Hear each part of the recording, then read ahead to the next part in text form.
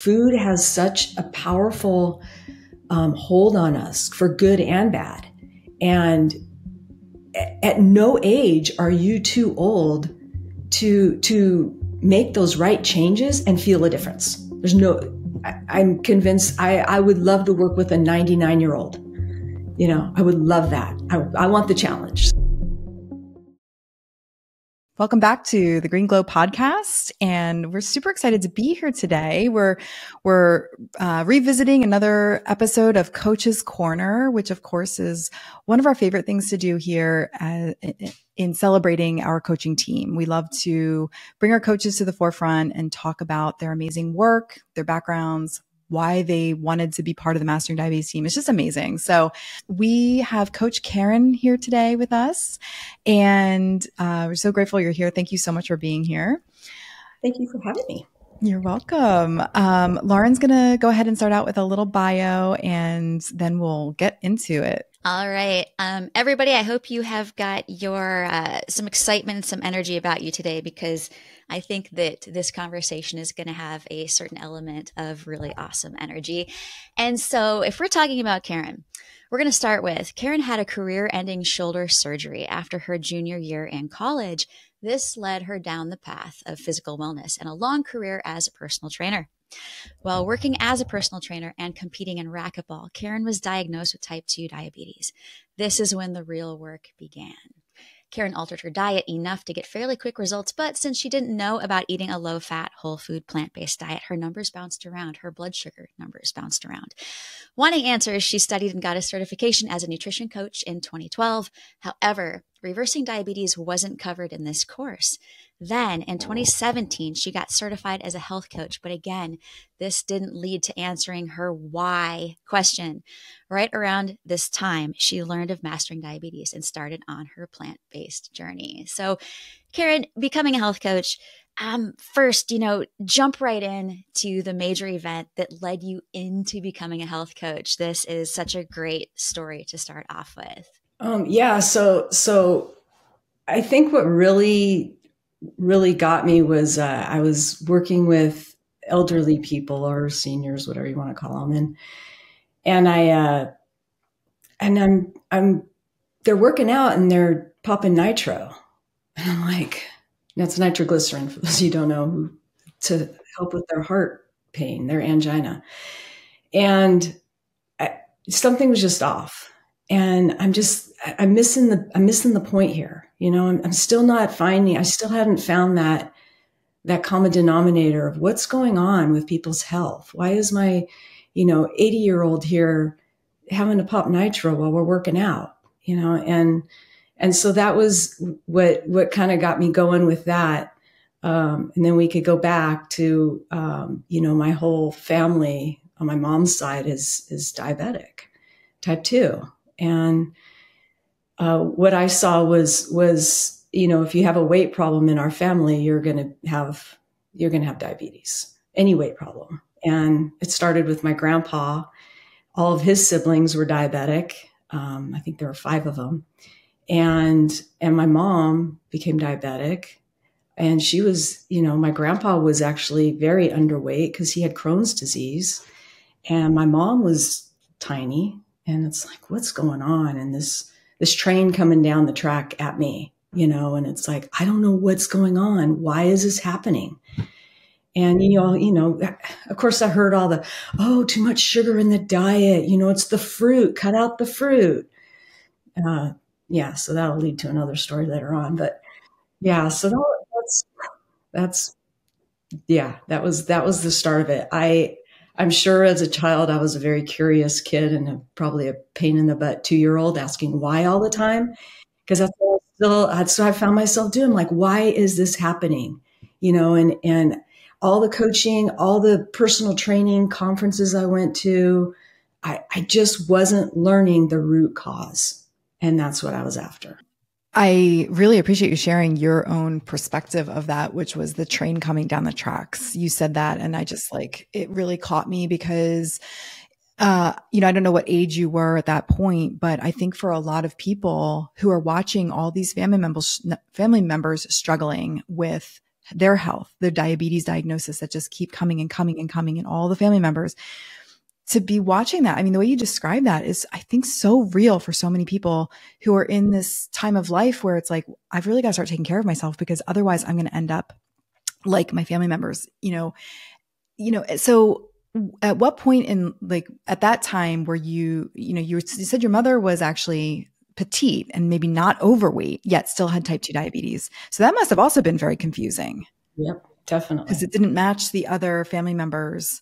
Were you, as a personal trainer, were you helping any of your family members? Were you trying to support them, through some of the information that you had learned? Yeah, to an extent. Really, it was my mother-in-law who really accepted my offer, and that was a big thing. But yeah, there was just nowhere for me to really go. I just didn't get it. I didn't understand. I knew diet had some component, of course, but I didn't know what it was. And when I was a teenager, growing up with a freezer with, no less than 6 half-gallons of ice cream in the, I got the nickname Spoons, because I just go out into the garage, grab my spoon. I wouldn't take a bowl. I grab my spoon and just, yeah. So, and it was always like, if my mom had anything to do with it, it was always chocolate. My dad usually had some vanilla in there or something, but yeah. So, yeah, so that was it. It was really the only person that really accepted this was my mother-in-law, and that was because my parents had passed away already. They passed away fairly young. So your why was a heck of a driver. I mean, you had to have. Here's my guess, and I'd love you to explain this, because I think a lot of people find themselves in that stage of contemplation where you have a why, you want to figure out what's going on because you have the feeling of I'm next. Here comes type 2. Oh my gosh. You just voiced that your parents unfortunately passed pretty young. So I can kind of get a sense of kind of fear, kind of some worry, kind of, oh crap, right? Like all of the things, and you wanting to keep a high quality of life, but needing to get an answer to this. What kind of unlearning process did you have to go through from being Spoons? Maybe you're still Spoons, but in a different way. Yeah, what, right? Like what was exactly. the unlearning, or like the awakening of here's now I'm uncovering an answer to the why, but whoa. Having spent so many years in the fitness industry, it's all protein. It's all about meat. And that was the hugest unlearning I had to do. My big moment came when I heard Cyrus on, hold on, I got my note right here, I Thrive Summit. It was the I Thrive Summit 2017. And I heard him and the other people in there, because this was all wrapped around type 2 diabetes. And I'm like, are you kidding me? Boom, immediately. I'm like, oh my gosh. And I started diving in, just whatever, all these different doctors that I've never heard of before, and mastering diabetes. And it's like, there it is. There it is. There's the root cause I've been looking for. And immediately I went plant-based. I still had my moments here and there, because that's, part of the journey, I think. But I was in all the way, and that's what did it right there. Kind of makes me shiver, like just hearing that, because we hear that a lot of just like bang.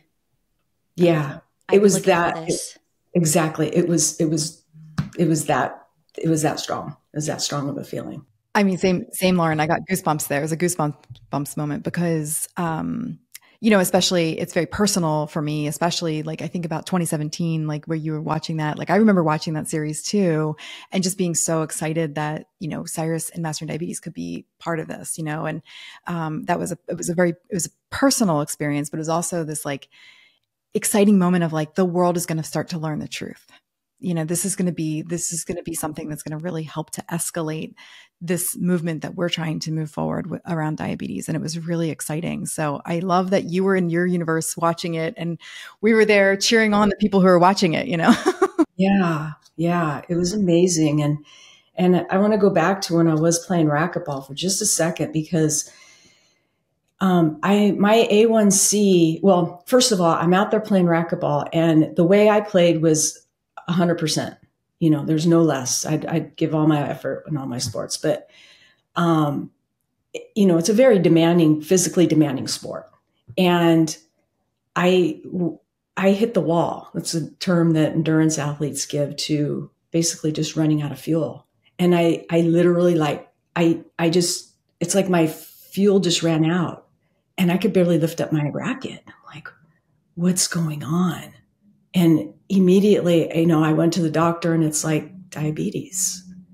And my A1C was, it's like 6.7, 6.9, something like that. And, you know, I don't hear people saying that they have that they have symptoms.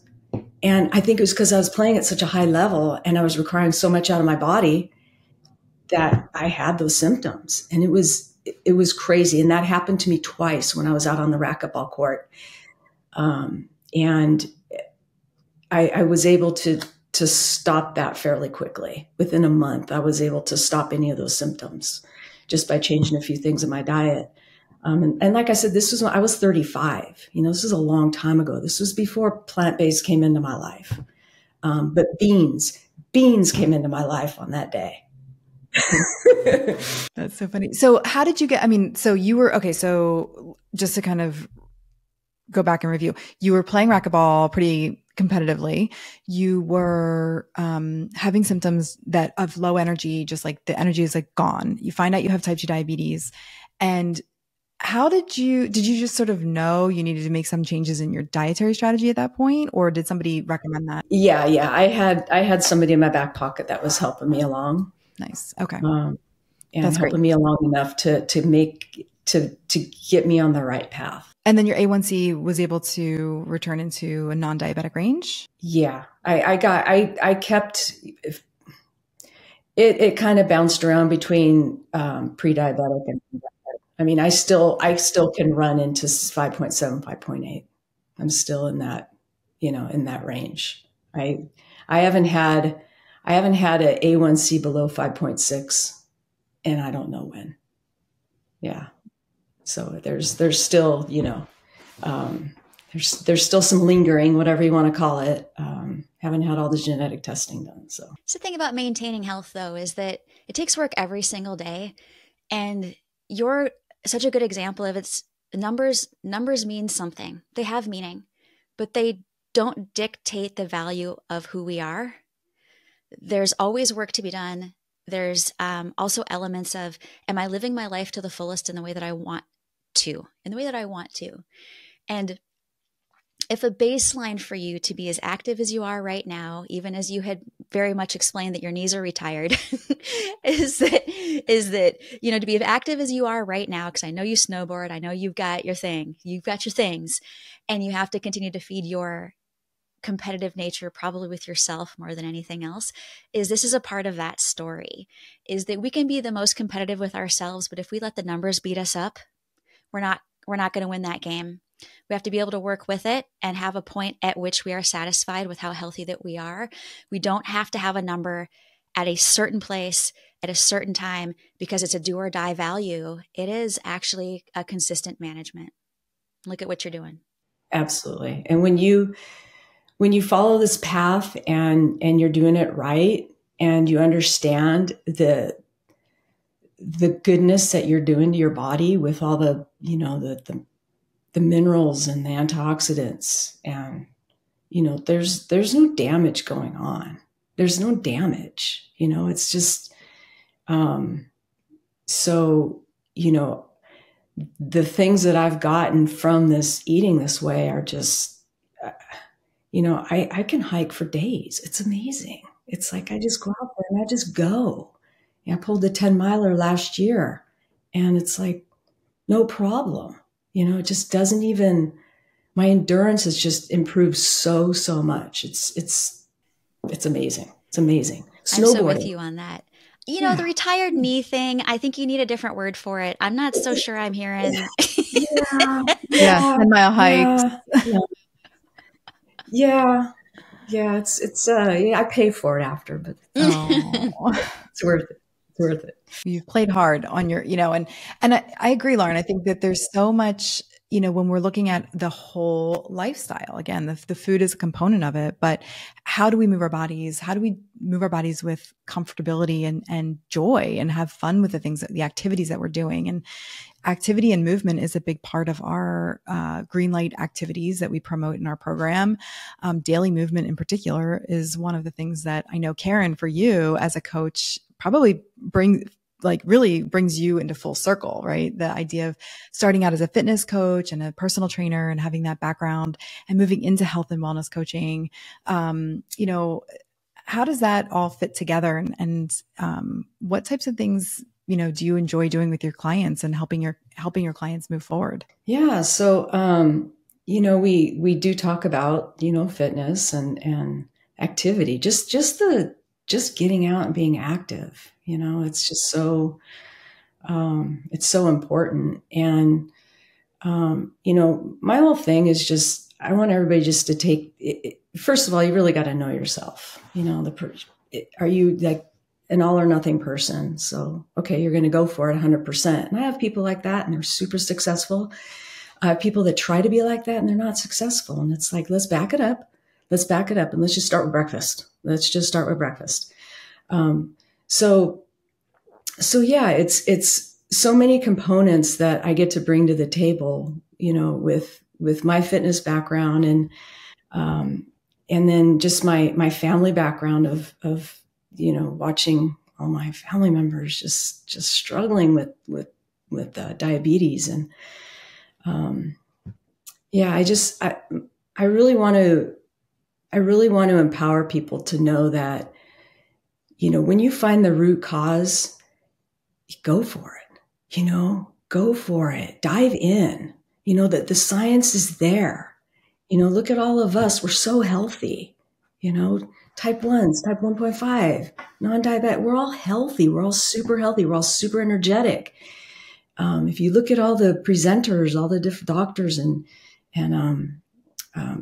people that are speaking to this, it's like, they're all super healthy. And somebody said I heard somebody say, oh, well, they're all old. Exactly. Exactly. They're old. They're alive. They're alive and they're old. Yay. Yeah. And we're not all old. That's the other thing about it. And this came to mind the other day for me. Actually, it was yesterday, I think, Karin, that I thought, what's wrong with aging? There's nothing wrong with aging. If I have wrinkles, gosh darn it, I earned every single one of those damn wrinkles. And if I will not regret any moment that I spent in the sun. I just won't. I mean, if I was active, I was happy. It was contributing to not only my vitamin D, of course, but it would have been contributing to my mood, to me being grateful that I'm somewhere, that I'm present. We can easily get caught up in rules of do's and don'ts and this is and that's and numbers and where am I right now, that I should be doing something else, that I should be busy, that I should be better. We don't have to be in that space. And that's the maturity of aging. That's why aging is actually a good thing, with grace and with respect to yourself. And that is exactly why I want to ask you about working with an aging population. What did you take away from that? I feel like just spill it. How great was it? It was amazing. It was amazing because I got such a foundational education working with the older population, because I was working in physical therapy for like 11 years or something. And it was mostly older people coming in there. So I got really comfortable working with them. And then I had a grandma I was really close with, and she had a massive stroke. And so I was working with her. And when I got into personal training, it was so natural for me to go to that senior population. It was so natural. And I remember training my boss during my interview process. And she's like, oh, you need to use heavier weights. And I'm like, well, maybe for you, but if you were 80, no, this is where I would start you, and so that's where my mind was going the whole time. And she's like, you need to work with seniors. You got to work with that population. So the thing about working with them is somebody missed something along the line. It's like I had these people who were coming off of knee replacements, and somebody forgot to show them something. how to walk upstairs. I had a woman who had they used to remove kneecaps instead of, I guess, a knee replacement. I don't know. They used to remove kneecaps. And it's so bizarre. And it's just a very strange thing, but nobody showed this woman how to walk upstairs. So once we got her a little bit stronger, it's like, okay, now we're going to learn how to walk up a step with your bad leg first, and so that was just really fun. And she got so much out of it. And she was practically running upstairs after that, after a little while. But letting these people become empowered, it was just so fun. I had this one woman, a petite Chinese lady, and just one of my favorite people. But she came into my gym and she's like, I've never exercised before. I've just walked and stuff, but I've never worked out. And I'm like, oh, that's fine. That's great. And I said, what do you want to do?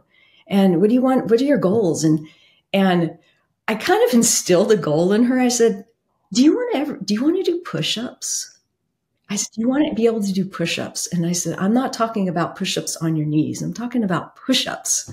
And she's like, oh, I could never do that. Well, I still have video of this lady doing 10 push-ups. And it was so awesome. I mean, she just got such a kick out of that. And what a confidence builder, just to be able to do that. And that was my whole thing with all my clients. And some of them still get in touch with me. And they're like, I'm still doing my exercises. I still remember what you told me. And I had one lady, I went to her 80th birthday, so I know she's over 80. And she during COVID, it was all locked up and everything. And she called me and she said, I want to let you know that when COVID happened and I was locked in the house and not able to see all my friends, I sat down and I wrote down everything you ever told me about my diet, because I didn't do it when I was with you. But guess what, Karin? I've lost 45 pounds. I need a whole new wardrobe. And now I can't go shopping because nobody will let me in the stores.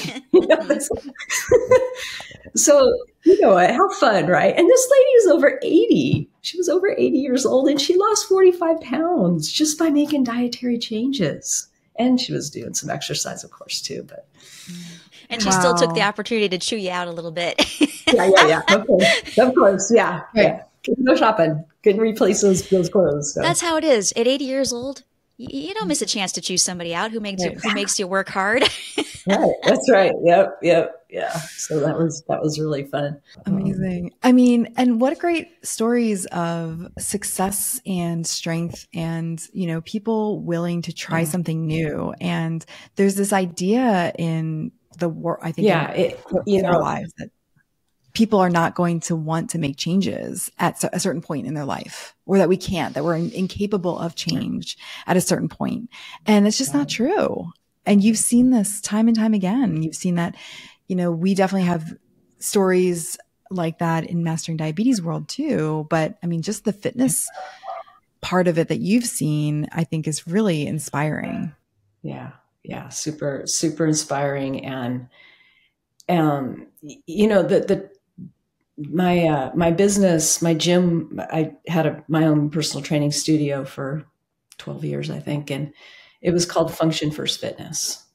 And I just thought it was so perfect. And people literally came in there saying, I want this, I want this. I want function, and the senior population are so, they have such great perspective because they want to work on their balance. They want to go traveling. They want to be able to lift a suitcase up over their head. They want to do these things that they see their friends not being able to do anymore, if their friends are even alive, and so they just have this really clear-cut perspective of what they really want and what's really important. It's not about losing 5 pounds. It's about maintaining their health. It's about, now we're into, I want to be healthy for my grandchildren, with Mastering Diabetes. It's like, I hear this all the time from my senior clients, it's the same story. It's the same story. And it's just all so familiar to me. And I'm more than happy to lead them down that path. It's a really fun thing. Karin, did you, in the process of hearing their comments and their why, like, I'm here because I got things to do and I want to make sure I don't get hurt, or I've got things to do and I need to be functional and strong. When you were in the midst of this and also looking at your own health, did it change your perspective on what matters, on goals, on just physical, mental connection? Did you get anything from these folks just based on their values of what they needed to do? Absolutely. Absolutely. Because I've never been like a super vain person. So I've never, I wouldn't go to a trainer and go, oh, I want a bigger butt or something like that. But, yeah, it's, they help me with my own perspective, just because it's like, this is important, and this is my future too, and I need to work for this stuff. And, now I'm not that far away, it's like, so yeah, I do work on my balance. I work up, well, I have snowboard too. So when you're the difference between meeting the snow on your booty and not is, this little edge of a snowboard, you got to have some good balance there. So I work on that for that reason too. But oh yeah, it's absolutely. And, there's just so many more things that are so much more important than our physical look, or, yeah, I even had clients that had Alzheimer's, that they were with me when they were diagnosed. And it's just like, oh, why is this happening again? That why. And now I have a better understanding of why it is happening. And so, to be able to say to my clients, look, when we go plant-based, we're knocking out so many of those toxins and the reasons that all these chronic conditions exist. Let's give ourselves the best fighting chance we have. And it doesn't matter what age. It doesn't matter. I've heard stories of 80-plus-year-olds reversing heart disease. It's like, let's do this. It doesn't matter what age, we can make a change at any age. Absolutely. Oh my gosh. You nailed it. I mean, change at any age. And just listening to your joy of, telling these stories of the successes that you've seen, at Mastering Diabetes, we get clients at any age, same thing, that are looking to improve their longevity, their vitality. And the fact that you have this background and understanding of that perspective, I mean, just really, this is one of the reasons why I love our team so much. We've got so much variety in our coaching staff and the ability to really meet our clients where they are.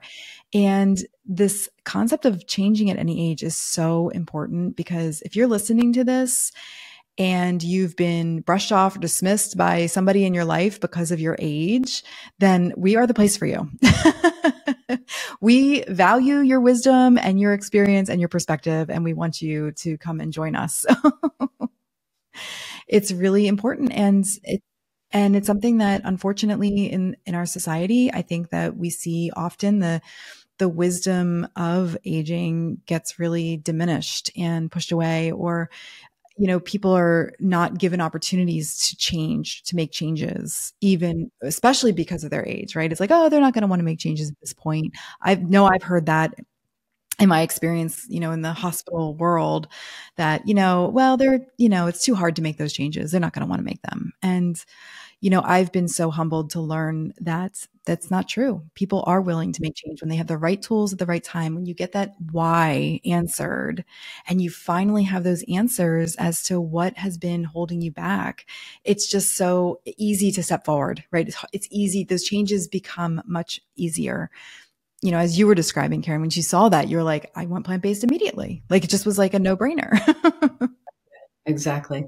I want to just share a story that of my mother-in-law. And my mother-in-law was 82 years old. And she just had, oh my gosh, she had a couple surgeries. She had really bad COPD. very arthritic, couldn't stand for very long, like in the kitchen to prep food and all that. So she had just gotten out of the hospital. The doctor told her she needed oxygen 24/7. She refused. So I said, okay, look, I'll help you. Cause I'd already been working with her once a week in my gym. And then, she was unable to drive anymore. So I go over to her house once a week. And I said, look, if you want my help, I'll help you. I will help you feel better. This will make you feel better. And she bought in 100%. And I said, but there's a stipulation here. I'm going to make all your food for you for 1 month. For 1 month, I will bring over your food. And in the meantime, you're going to look on the internet and you're going to find recipes that you might want to try down the road after that 1 month is over. You're responsible for going to the store and getting your fresh produce, fruits and vegetables, but everything else will be taken care of for you. And honestly, with her breathing, with her difficulty in breathing, I thought it was her weight because she was pretty overweight. And I thought it was like maybe like the weight crashing down on her lungs or something like that, you know? And I'm not kidding you, before she lost 5 pounds, she was able to walk up a flight of stairs. It's like, oh my gosh. So I continue to work with her. Her A1C when I started with her was 7.8. And by the time, I think it was about, I meant to look this up, but it was less than a year that I was working with her. And at that capacity. And her A1C came down to 5.2. It was lower than mine. It was lower than mine's probably ever been in my life, right? I'm like, she lost 35 pounds. She's, you know, she said she was 5 foot, but I'm not sure about that. But it was amazing. It was absolutely amazing. And what this gave her was the ability to go out and watch her grandsons play their sports without us having to wheel her around in a chair, without her having to take a walker. You know, she lived another 4 years, which was pretty amazing just because she had excuse me, she'd had a carotid artery, carotid artery resected. Forget the clean out. They couldn't even do that. It was so damaged. They had to actually take an artery from something else. And so she ended up having, you know, this heart disease that got her in the end, but she didn't live that suffering life at the end. You know, she was partying all the way up to the 3 days before she passed. It was, and the pressure, I'll say pressure for the best word possible, that it took off of the rest of the family, including myself, was amazing. It was amazing. She lived independently her whole life. You know, it's like her biggest transition was she had to move from the second story down to the first story of her apartment complex. And that was a big deal, right? But she was able to walk up, you know, I think she got to 3 flights of stairs, just up, down, up, down, up, down, do that.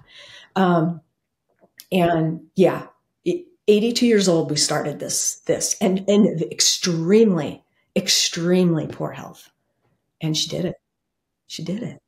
You know, it was like, it was amazing. And it's amazing because I got to be a part of helping her make that change. And I also got the reward of it because of that family pressure, right? Of taking care of an elderly, ill person. And you didn't know what would happen. You know, you didn't have an expectation necessarily. You just jumped in and you knew we have to do something right now. This is urgent. We got to go there. And I knew we could get her to feel better. I didn't know it was going to be so remarkable. So remarkable. Mm-hmm. So we hear, and I'm sure Karin, with your typical client, you hear stories all the time of women saying, I'm finally retired. I finally have time for myself. I've given myself to everyone for the last 30 years. And finally, this one's about me. We hear that all the time. But what can you offer women who are thinking, I'm too old? why, like they feel like they're kind of at the end of caring, or they feel like physically it doesn't really matter anymore. Certainly it's a mindset shift, but how would you respond to that? It happens all the time. We were able to make these changes in people all the time. The way I look at my mother-in-law, it was probably she was so inflamed, and that when we took away those foods that were causing these symptoms, it's amazing. Food has such a powerful hold on us for good and bad. And at no age are you too old to make those right changes and feel a difference. I'm convinced I would love to work with a 99-year-old. I would love that. I want the challenge. So if you guys hear about anybody, bring them on. The centenarians, come to us. Yeah. We will. Well, if you're approaching the centenarian, Karin, I want you to meet my dad so bad, because as you heard me say that he's a 73-year-old ski instructor in Whitefish, Montana, and he works on balance for years. He's on a Bosu ball. He's got bands in both hands. He's working on his leg strength, which is unbelievable how strong he is to kind of be skiing all day and to be lifting people up off the snow.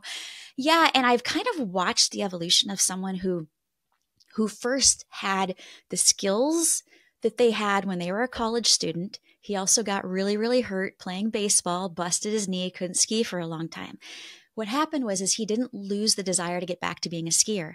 He didn't lose hope. I mean, maybe he did for a little bit, but he had to work on some things with his knees, which he did. And then he retired. And what I didn't realize is in the back pocket, this whole time he had a dream. He had trained to become a ski instructor on a little hill here in Minnesota, and he got the certification to be able to teach on the big mountain. And he developed this for 20 years. He pretty much had this plan. It didn't take that long, right? But like it's someone who sees something far off. They don't care how old they're going to be when they get there, but they're doing everything every day that they can to prepare to get there because they want it. They want it for themselves. It's a fulfillment. And he was a guy who wanted to make his way back to Montana where he grew up. And now he's working on balance in the off season, working on strength, trying to prepare to be the old man on the mountain the next year. And when I go out there, I find out that there's like 6 or 7 old guys that look just like him. As he puts it, they all have white goatees and they look alike. And this is what people can start thinking about in their 50s or their 60s, and seeing something like, God, I really want to get back to doing whatever it is. And here's an environment where we don't just say, try it. We're going to say, show up, because we've got the tools for you. Exactly. We've got Karin for you. There you go. There you go. Here I am. Yeah. Oh, that's awesome. Oh my gosh. I'd love to meet your dad. You guys would be a good time. I'd have to just be like, go have fun. Yeah. And, just to kind of bring it back when you talked about the functionality, right? I mean, we all want to have the ability to function to our highest potential every day. And I love that that was the name of your gym. And that's sort of, when it comes to the food and all of the function of the food is to really nourish us so that we can live these active, vital lives where we're doing the things that we want to do up until our 110th birthday, right? I mean, it's just really amazing and incredible to think that that's possible, and that we get to rewrite that framework, that frame of mind that, when you're like, your mother-in-law could have very easily been written off and sent to the nursing home. And, I mean, I've seen that happen with my own family members. I've seen it happen with friends' families where they need more and more care, right? The sicker and sicker and sicker they get. And that's a very common image of somebody in their 70s, 80s and beyond. And here your mother-in-law got to really love her 80s and live her best life in her 80s independently with her family supporting her. And that was incredible. That's such an incredible story. It's a very, just awesome story to tell. So thank you for sharing that. Thank you so much. And I love the message too to really just remind people like this is possible, and we are here to help you accomplish those future goals or the ones right in front of you. Get your, functionality back. Exactly. And good nutrition makes that happen so much faster. So much faster. What was the one thing, Karin, you said you wished you'd knew? You I wish wish you'd I known knew sooner? plant-based eating when I was a personal trainer. I wish I knew, because, oh my gosh, I just can't imagine the results. It would be amazing, even more amazing. Yeah, that's what a lot of us say, right? Is had we known, either it was because we grew up in the endocrinology clinic and we didn't learn there, or we get diagnosed with something later and finally start doing some of our own research and go, wow, boom, it hit me. And that was you. You're already immersed, at least. Any words of wisdom? You shared so much already. Anything you'd like to leave with today? I think, our theme today of the change at any age is such a powerful and important theme. And, I love that you really embrace the population of people who need this type of support and really want to continue to achieve their best health. So any words of wisdom or parting words you'd like to share? Like we've been talking about, you're never too old. And no matter how small the change is, as long as you keep adding up those changes, it turns into big things, big things. Even if it's just eat a couple pieces of fruit, more pieces of fruit a day, it's gonna kick something out. Maybe it'll kick out that donut you were eating or something like that. But those little changes that you make will turn out to be something big, and you just have to have that patience and the fortitude to just keep going forward and learn to feel the difference. Learn to feel it, because that is your driving force. When my mother-in-law felt like she can breathe better, when she saw the weight coming off of her and her clothes were getting baggy, it's like, oh my gosh. But it was that first feeling, because it was, like I said, it was before she lost 5 pounds. It was that first feeling of, oh my gosh, I can take a breath. I can walk upstairs. So that's what just be in touch with how you feel and how that new food is making you feel, because it's going to be good. I know. It is going to be good. It's going to be great. Yay. Yes. Oh, thank you so much, Karin. So many amazing stories. And so thank you so much for sharing all of this. It was awesome. It was so great to talk with you today. Lauren, anything else that you wanted to add? Or really, it's those of you that are listening that are like me too in this moment, like list your story, get on YouTube and write it down. Tell us your story about what plant-based nutrition did for you, particularly if it was with age, if you felt younger, while you had embarked on a lifestyle journey, really focusing on lifestyle. If it helped you reduce medication, if you had the feelings that Karin mentioned about, I notice the difference. I feel the difference. I know what inflammation is because now I feel better. I get it. Those are super inspiring for so many people, whether you did that through Mastering Diabetes or not. And also, I think it also gives us examples of, it's important to feel motivated, but we don't always do that alone. There's going to be somebody in our corner, or multiples in our corner. There tends to be a catalyst, right? Cyrus was kind of your catalyst. You were the catalyst for your mother-in-law and all these other people that you worked with. So yeah, there's a lot of great things to it. So for folks, hey, we want your stories. Please take your time to shine by getting into that comment section, or just shoot us an email. I cannot remember the emails. At team@masteringdiabetes.org. I got it. Team. Okay. Yeah. So, shoot us your messages and we'll talk about you. Absolutely. We'd love to share. And if you're interested in working with Coach Karin and having her be your catalyst and cheerleader and support person, or any of our other coaches, also email us at team@masteringdiabetes.org. We really would love to help you. And, and if you're on this journey with us, if you're part of the Mastering Diabetes universe already, like, keep up the great work and enjoy your green light choices. Well, thanks, you guys. Thank you so much, Karin. Thank you for being here. This is awesome. I love these conversations. They're just they really are a highlight of my week, and I appreciate you being here. Thanks for having me. Appreciate it. You're very welcome. Okay. Take care. See you next time. Bye, everybody. Bye, buddy. Bye.